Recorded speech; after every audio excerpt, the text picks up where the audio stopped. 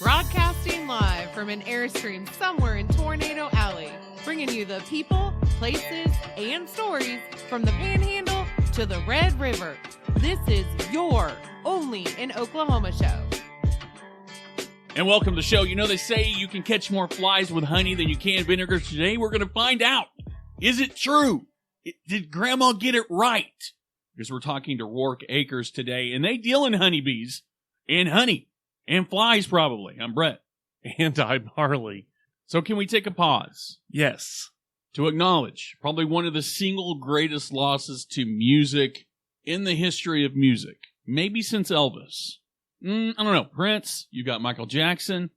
Yes, we've lost a ton of talented people between 1977 and today. But Eddie Van Halen, cancer. 10 years he fought that stuff. Okay, so I am going to say I don't get out of the house very often. I know you do. In this current environment. But I did notice that the flags were all at half staff last week. Right.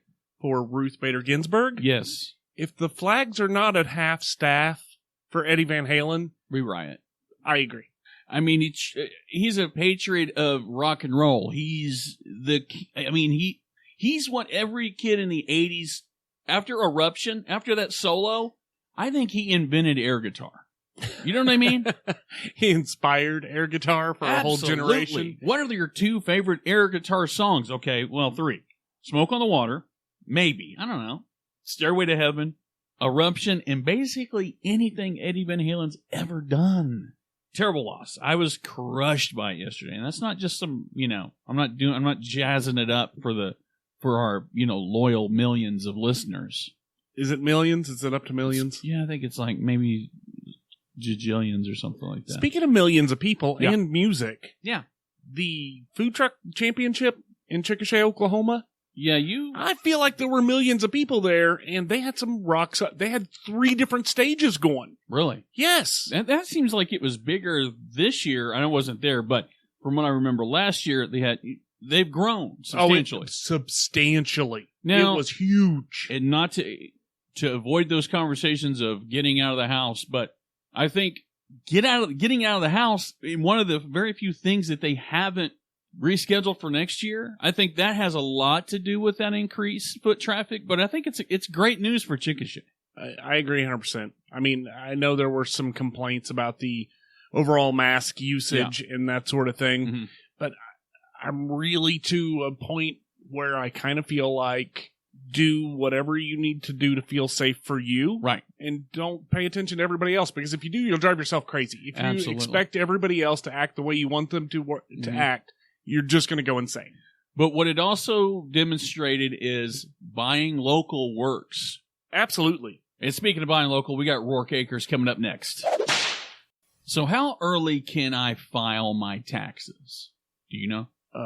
As soon as you have the documentation to file your taxes, I think. How quickly can I get my return if I get one this year?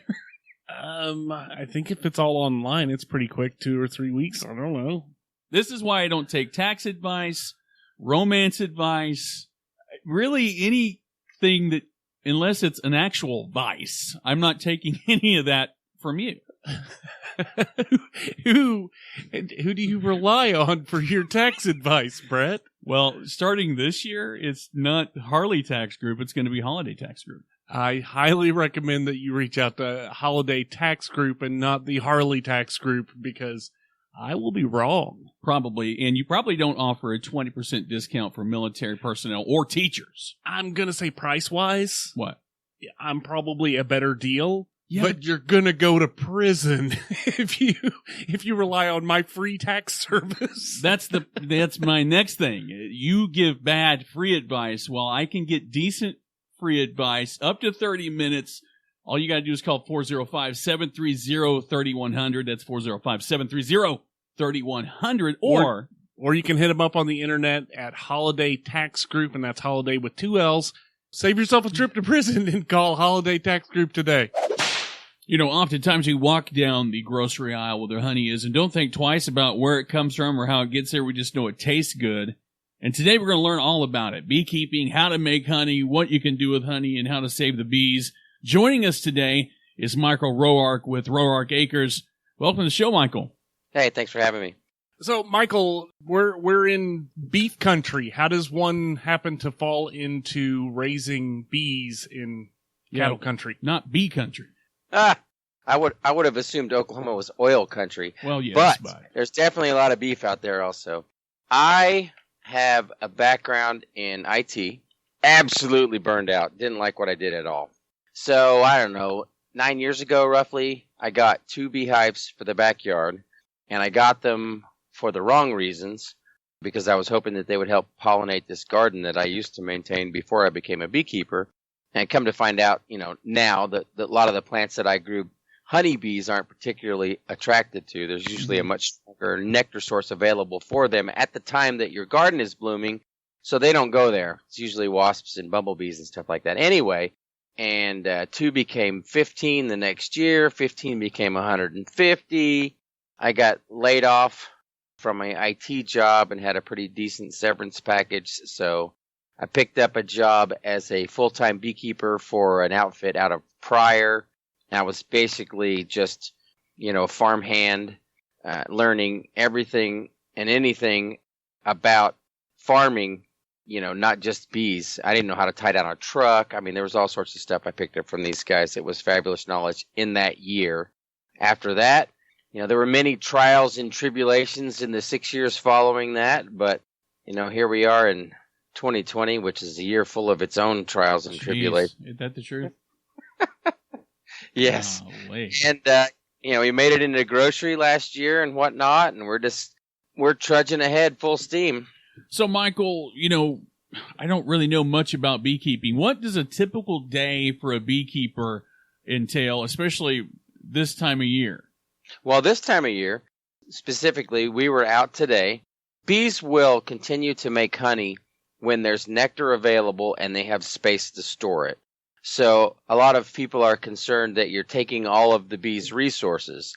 When there is nectar available and a place for the bees to store it, they will just keep putting it back and keep putting it back and keep putting it back. When we go to rob honey at the kind of the middle of the summer, we will take as much as we can and leave them what they need to get through the summer. And then this time of year, we will come through and inspect the hives and see how they're doing on food stores and supplement them with some sugar syrup to make sure that they've got enough to make it through winter. So if we've got a little heavy-handed and took too much, or they didn't make as much on the late summer, early fall nectar flow that is hit or miss in Oklahoma, we will feed them with sugar syrup to make sure that they have enough stores to make it through winter, so the hive doesn't die out of starvation. So, Michael, is that kind of I've heard a term in beekeeping called overwintering. Is that kind of what that Yep. entails? Okay, Mm-hmm. Awesome. Your farm is a family farm, right? So you convinced your wife and your children to all be beekeepers? My third daughter, I have 4 kids. And my youngest daughter, Chloe, is a senior at Jenks this year. And she did keep bees for a while when she was probably 9th, 10th grade and whatnot. But she is a very studious young lady, so she's not really interested in bees anymore. The other 2 daughters help sell honey, and my 13-year-old son is really concerned with nothing but Xbox at this point. Well, yeah. My wife, she actually kind of not ran us into beekeeping, but in our second year of beekeeping, we made more honey than we could give away. And so Amy put it on a Facebook-type page that was geared towards our neighborhood and was able to sell the 96 extra pints that we had that year in a matter of 4 or 5 days. And that was kind of when I looked at beekeeping and thought, I'm really in the wrong business. And, I hate what I do, and I would much rather be out in the outdoors playing with these bugs than sitting behind this computer. And if it's that easy to sell honey, I might need to reevaluate my life. What is the harvest window for honey? You said kind of middle of the summer, but how long are you actually harvesting honey to go to market or to sell?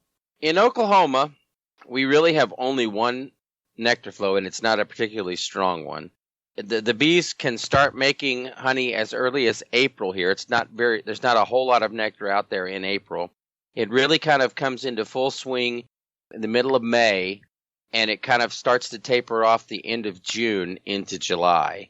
We wait till July to harvest our honey because you don't want to harvest honey when it's wet. And what wet means is when the bees bring in the nectar, it's more water than sugar. And then they bring it in and they put it in the hives, and then they dry that nectar. So what they're doing is they're evaporating the water that's in the nectar out and leaving the sugar behind. And they evaporate that down to about 82% sugar and 18 or so percent water. And as long as you're below 18.5% roughly, then your honey won't ferment. If it has more water than that 18.5%, it'll ferment. You know, I've had a drum before, a 55-gallon drum of honey that had a little bit too much water in it. When it starts to ferment, it'll buckle the lid and start oozing out the sides. You definitely want to make sure that your honey's dry before you put it in a barrel. Isn't that just mead at that point? It's a big, messy barrel of pre-mead. And then in the fall, sometimes, you know, if the stars align, and starting at the end of August, beginning of September, there's a lot of fall flowers that bloom, like goldenrod. There's a lot of different types of asters. There's a lot of crop farming in Oklahoma. There's some soybeans and whatnot. There is a sugar source that's produced by aphids called honeydew, and aphids feed on tree sap, and they poop a sugary substance that the bees also gather. So sometimes in the fall, there's yeah, I know, right? There is, hey, people love it. It's like one of our best honeys, and I don't make it, but every 3 years usually. It has a kind of a nutty, buttery pecan flavor. Oh, I'm sure it to does. It's funny Yeah. you mentioned No. it. I've had a nutty, buttery discharge myself probably recently. Yes, but not the same thing. Anyway, if we're lucky, we get 2 harvests. Oklahoma's a difficult state to make honey in. You know, some states like South Texas, Mississippi, Louisiana, Alabama, they have trees that make honey. Right. It's a Chinese tallow tree, which is an invasive species, but it makes a lot of honey. Up north, they've got lots of row crops like canola. That's the major nectar source in, say, in the Dakotas, North Dakota. South Dakota, Minnesota, Wisconsin, they have tons and tons of sweet clover, which is the honey that most people in the United States are familiar with. If you go to the grocery store, you buy honey that's labeled clover honey. 9 times out of 10, it is sweet clover from the middle of the United States. Clover kind of has the most bold flavor, but honey is like wine. Depending on where you are, depending on the nectar source, it's going to taste different. Right. One thing that Harley and I have talked about on numerous occasions is I think people don't realize that the best way to buy anything local is to buy local honey because you're getting those benefits almost immediately. You know, I've been known to buy some corporate honey, and there's quite a difference flavor wise than the stuff that's from right outside the county line. I don't think a lot of people know exactly. I didn't know there was I'm sorry. Now I have I've got an aphid poop honey thing. Yep. And then you said we do two harvests a year. Then I'm like a number 2. Yep. So now I can't shake it, Michael. I'm 12 years old all of a sudden. But can you kind of go in? Just wash your hands. Well, can you go into you talking about kind of the regional honeys? Can you go into some of the benefits of buying local honey? There are loads of people that tell us that local honey helps them with their allergies.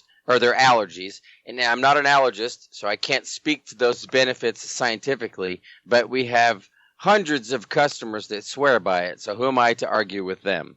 Other than that, I mean, honey is loaded with lots of micronutrients and whatnot. It's anti-bacterial. It doesn't support the growth of bacteria. So it is just a really good, unrefined sugar, and it's really healthy no matter where you get it. But locally, especially if you're wanting to take it as a supplement to help fight off seasonal allergies, then the closer the better along those lines. A lot of your websites talks about raw honey. What can you explain the difference between what I'm going to get at the store and what I'm going to get from you? Grocery store honey is not all bad because you can buy our honey at the grocery store. So I'll say that.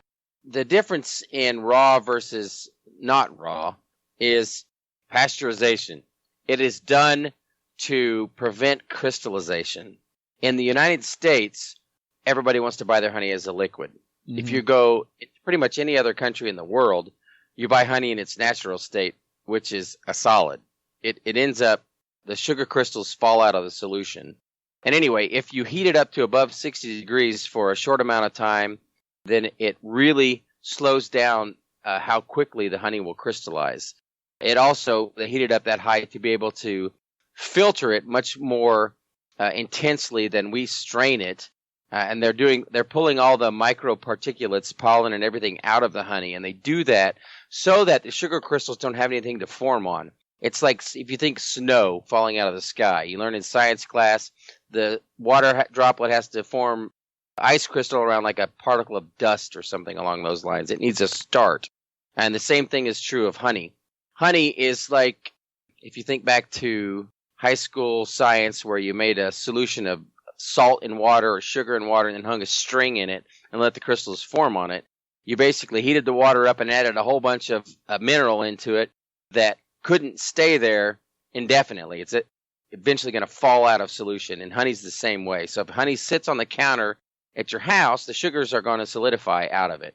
But if you pasteurize it and filter it heavily, it takes a lot longer. So you get this golden, amber-colored honey on the shelf that stays liquid for a long time. But aren't you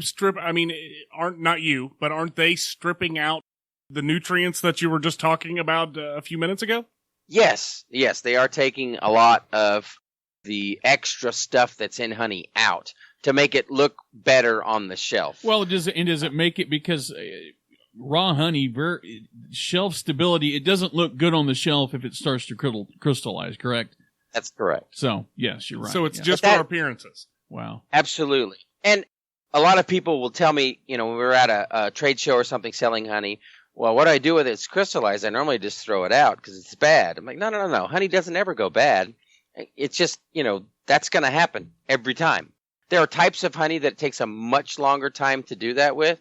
But in general, wildflower honeys or clover honeys and whatnot, they're going to crystallize in a matter of months, if not less. Ours is going to crystallize more quickly because all we do is extract it out of the comb, put it into a barrel, and then before we put it into a bottle, I run it through a strainer that's big enough to pull the bee heads and bee legs out. Because as much as people say they want raw, unfiltered honey, they don't want to see anything floating in that jar. Yeah. Oh, my God. You're killing me with that. There are a whole lot of different products that can be made from honey and the byproducts of honey. What other products do you guys produce here in Oklahoma? Well, we make creamed honey, which is kind of our signature deal. If you ever find us out anywhere, we're pushing creamed honey. And creamed honey is spreadable, crystallized honey. We take advantage of that process that honey goes through naturally and crystallizes, and we speed it up. And in speeding it up, we force those crystals to form as quickly as possible and keep them as small as possible to keep the honey as creamy as possible. So it spreads like peanut butter, but it's still just raw honey. And then we take, I think right now currently we have 12 different flavors, and all of our flavors are made with 100% real fruit, spices, or both. So like if we've got a strawberry creamed honey, it has 2 ingredients, strawberry and honey. No artificial colors, no artificial flavors. It's pink. No bees legs. Maybe 1 or 2. I mean, it is raw still, so Yeah. Creamed honey is one of our top products. My wife makes a lot of things with our beeswax. We've got lip balms, lotion bars. A lotion bar is just it's just solid lotion. It looks like a bar of soap basically, but you rub it between your hands and your body heat kind of melts the bar as you're rubbing it between it. You just get the right amount of lotion every time. I make candles in the fall out of our beeswax. My wife makes beard balms. We have some soaps made by some good friends of ours here in Tulsa. They use our honey and our beeswax in the soaps that they make for us. I'm sure I'm missing something. We have lots of things at our store in Jenks that we don't make ourselves, but that we buy from around the country. Like we have a lot of candy at the store, and we have some candy that comes from Queen Bee Gardens in Wyoming, and they have a 100-year-old family recipe. They make these caramels in a bunch of different flavors, and they don't use refined sugar. They only use honey, which is really hard if you know anything about making candy, and I don't, but I have tried before, and you can't make candy without refined sugar, but these guys can.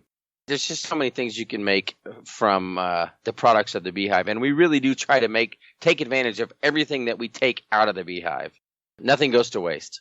I guess a lot of people probably aren't aware of colony collapse disorder or CCD, but you guys are actually helping to prevent that by propagating the formula, so to speak, and you sell nukes, and that starts now, right? Is that?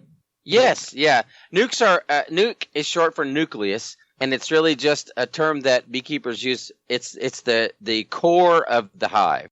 So when we sell nukes in the spring, it's 5 frames of bees with a laying queen that we raised that year, new queen and whatnot, and you basically would take that home and drop it into your equipment at your house and raise your own bees. We sell bees to other folks, and we help educate them on raising their own bees and whatnot, spreading more bees around the country. As far as spreading more bees around the country, can you kind of touch on the concept of CCD and the negative impacts of people not raising bees or not helping bees along, so to speak? Sure. CCD stands for colony collapse disorder, and it kind of reared its ugly head back in 2007, before I first became involved with bees. It is kind of an umbrella, but it basically describes a condition at which you come to a hive that was thriving, and you open it up, and there's nothing there. There may be some resources left. There may be some brood left in the frames that are unattended, but there's no dead bees on the bottom board, that like died and fallen down, and say if they starved to death, or if they got sprayed with pesticide, there'd be a bunch of dead bees around. But if you open up a hive and there's nothing in there, except for the frames and whatnot, the bees are all gone, that's probably colony collapse disorder. It doesn't really have a specific cause or a specific definition. There are lots of things that can feed into that. The varroa mite is one of them, which is a pest, kind of like a tick, basically, that feeds on the fatty tissues of adult bees as well as larvae, which is a younger, undeveloped bee. The feeding part doesn't necessarily cause a lot of problems. It's the viruses that mite passes along to the bee during its developmental stages and in its adult stages that really lead to the collapse of a hive. Also, I would say lack of forage really contributes to colony collapse disorder. Back in the old days, I put air quotes around that as if you could see it. Mm-hmm. There was just up the Midwest, there was nothing but clover and wildflowers as far as the eye could see. Well, if you drive 35 north now, you've got corn and soybeans all the way up. And while soybeans do provide a decent nectar source, depending on the variety, for bees, corn absolutely is nothing for bees. They might gather some pollen, but corn is a wind-pollinated plant, so it does not produce nectar. It does not attract bees to it. Right up the Midwest, there's nothing. Back in the 50s, I read an article recently. I think I posted it on our Facebook page. When you bought seed for your front yard, it was a mix of grasses and clovers. Everybody's front yard in the springtime had little, white balls of clover all over it.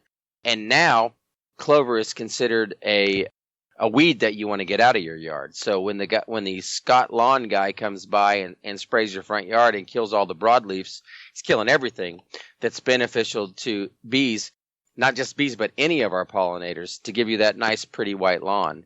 And so just the dramatic lack of forage, the varroa mite, I'm sure there's another one I'm forgetting, but that kind of all leads into colony collapse disorder, and where the bees they just die off.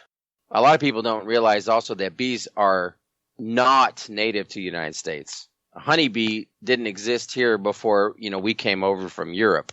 That's why they're called European honeybees. There were lots of natural pollinators, and those are the ones that are really being negatively impacted by the things that that I've been talking about. The honeybee wouldn't exist if it wasn't for beekeepers to begin with, because it's not native to this country. So, Michael, you hear if you're listening to the news, like you just said, bees are heavily affected right now and on a steep decline. And with all of the development that's happening, what can we do aside from, adopting a beekeeper? How do we continue bees? I mean, Well, when people ask me that question, I say let the weeds grow. Right. I mean, weeds are bee food, and that is, in my opinion, the best way to support bees and beekeepers. If you give up on having a perfect green lawn in the spring and let the dead nettle and the henbit come up and mow it down, let the clovers grow and mow it down, and then let your lawn become that pretty green lawn that's going to be by into June anyway, you have helped every bee within 2 miles of your yard, because the lack of forage is key. I mean, their bees fight so many different things. If they have enough natural food, they can overcome it. The lack of a readily available food source is probably one of the biggest problems that I face with my bees. Well, I think if you're going to have to convince people that eat honeycomb cereal and honey nut Cheerios and all these generic honey products that if they don't do something, they're not going to have honeycombs anymore. Aside, you know what I mean? It's such a niche market. Honey is that you'd have to. It's like telling every single person to plant a tree. Yep, it is. It is, and there's a lot of truth and a lot of not truth on the internet about honey coming in from other countries. But you see a lot of Karens out there screaming about, Chinese honey and whatnot. And while it does find its way into this country, I'm not certain that the what they call it, counterfeit honey is as big of an issue. I mean, I'm shooting myself in the foot by saying this, but I don't think it's as big of an issue as a lot of people say, or a lot of people think. Yes, there is counterfeit honey. Yes, foreign countries are figuring out a way to counterfeit more honey, but that's not really what's driving the wholesale price of honey down in the United States. It's countries like Canada and Argentina and Brazil, other countries in South America that can make tremendous amounts of honey a lot cheaper than we can, and then ship it into the United States tariff-free, which is really what's driving down the wholesale price of honey. And why that doesn't impact me, because I retail every drop of honey I produce, a lot of the bigger producers, much larger than I am, are really feeling the pinch because the price of honey has come down by about 25 to 30% in the last couple of years, and it was already small amount above, the cost of making it to begin with. Sure. So speaking of buying honey and buying your honey in particular, where is it available locally? Do you have an actual physical shop, or is it just all on the internet? We have, our website, roarkacres.com. We have a store in Jenks on Main Street, 217 East Main. It's called the Honey House. It's my wife's store. You can find us in every Reasors in Oklahoma. We're in Akin's, and we're in several farm stands and feed stores and whatnot. We're at the Tulsa Farmers Market, which is currently in the Kendall Whittier Square right now, every Saturday. And then pretty much every single time the expo building is open, or any one of those buildings down there is open at the fair, we've got a booth down there selling honey. Awesome. All right, well, we really appreciate being on the show, Michael, and thanks again for all the information. I think a lot of people probably didn't know this, so it's awesome. Hey, my pleasure. Thanks for having me. So we've been talking diet recently. As a matter of fact, we helped each other kill a sizable amount of chicken wings. You were probably healthier than mine. Mine was a honey lemon pepper wing. They were really good. But the point is, that's the closest thing to honey I've had in a very long time. Honey, for all it's worth, is terrible for your keto diet. Yeah, it's hard to have a decent serving of honey and still stay in ketosis. And the other side of it too is there are so many homeopathic health benefits to honey. We touched on that. Yeah, we did. But you're right. What about all the benefits that you're not getting? So I don't know. But can we talk about dieting for a second? Sure. All the things that we're seemingly raised to believe that are good for us are actually bad for us, and even the things that you look at and go, okay, that can't be keto. Keto's the worst diet, to be honest, because everything is off the table. It's meat wrapped in bacon, bacon fat. And cabbage. And cabbage and cauliflower. So everything that makes you, I don't know, man. But I love all honey. the happy foods are gone. I love honey. Like I can't even have I like green tea, hot green tea with lemon and some honey. I can't even do that. Yeah. But if you're not in prison right now, if you're not in a prison of ketosis, you need to be having at least a teaspoon of honey a day, I think is what they recommend. I don't know who recommends that. Well, when my uncle was young, the doctor back, and this is the 60s, late 50s, early 60s, back when medicine was still kind of, we didn't have a million medicines for everything, and doctors actually would recommend healthy alternatives before pharmaceuticals took over everything.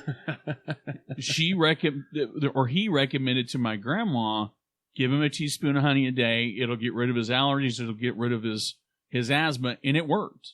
Yeah, I mean, I remember distinctly, my grandmother had some, like everything had something from the cabinet that you could take. Of course, she also drank hot Coke or Dr. Pepper, like not room temperature, like warmed up. Really?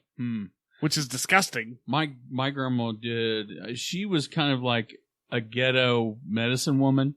She did colloidal silver and she would bring over packages of vitamins wrapped in foil. I mean, it looked like a drug deal from a health food store. Wrapped in foil, just this ugly, gnarled up package. And, of course, would give them to my mom, and my mom wouldn't take it. And she would tell me it's because your mom doesn't want to feel better. But there's some truth to that. Yeah, but I think even beyond the health food aspects. Right. The food is medicine. It is medicine. It really is. Food is medicine. It's fuel. You put garbage in, you get garbage out. Right? I mean, I don't know. So if you get a chance, buy local. Speaking of buying local, yes. You and I had some experiences this past weekend. Yeah. I did the food truck challenge, or I went to the food truck challenge, which was literally, I mean, I was shocked at the number of people there. I mean, yeah, it was dense. It was pretty, I mean, it was thick. It was packed. Yeah, and it was a huge success. Yeah, I mean, and good for them. You want to talk about supporting local business. I mean, there were probably, 30 businesses there? There were probably 30 food trucks there. There were 3 different music stages with music going all over the place. It was a good time. It was a huge... Chickasha really stepped it up. Yeah, 2 stages this time. 3. 3 stages, but better yet, you had all of these businesses that probably made their quarter. Absolutely. And with the way things have been lately, we've got to support these businesses in any way we can. While you were doing that, I had a chance to go out to the Orr family farm finally. Just a great setup out there. I did a little bit of a Facebook video if you guys checked it out. But tons of fun out there. Had a lot of fun. Got some kettle corn. Did some, family activities. Not a bad day. I've turned into like this domesticated werewolf. I have questions. Yeah, I've got answers. Was not expecting questions. So let's see where this goes. Go for it. Your son, Carson, yes, is 6 months old? Yes, as of recently, yeah. I'm not seeing a lot of enjoyment in the whole Orr family farm at the age of 6 months. Was this just for Jarrett? Or was this just for Brett? No, we went out there. He enjoyed riding in laps and looking around and stuff. It's not as bad as my oldest son's first birthday we had at Celebration Station. I don't know how much fun a 1-year-old has at Celebration Station. But I can tell you how much fun 20 adults have. Yeah.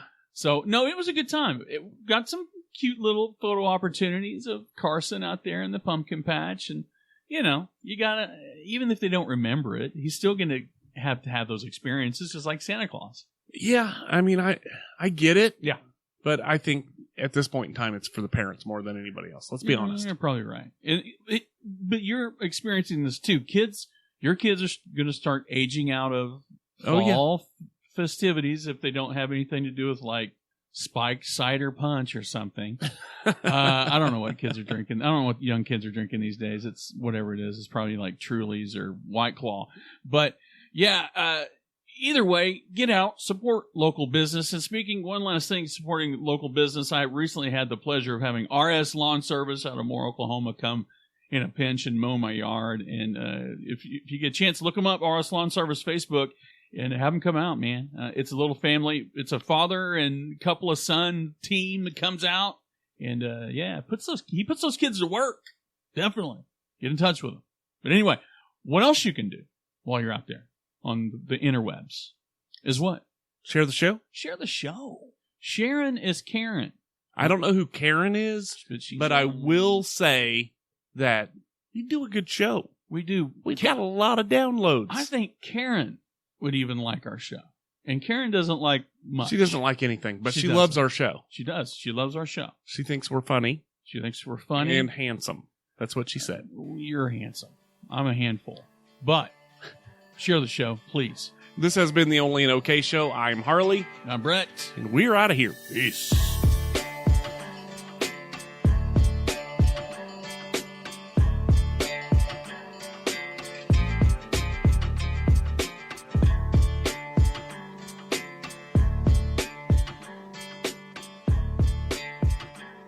I can build me a car out of parts that they're getting rid of. I mean, you can actually build like an entire car. Yeah.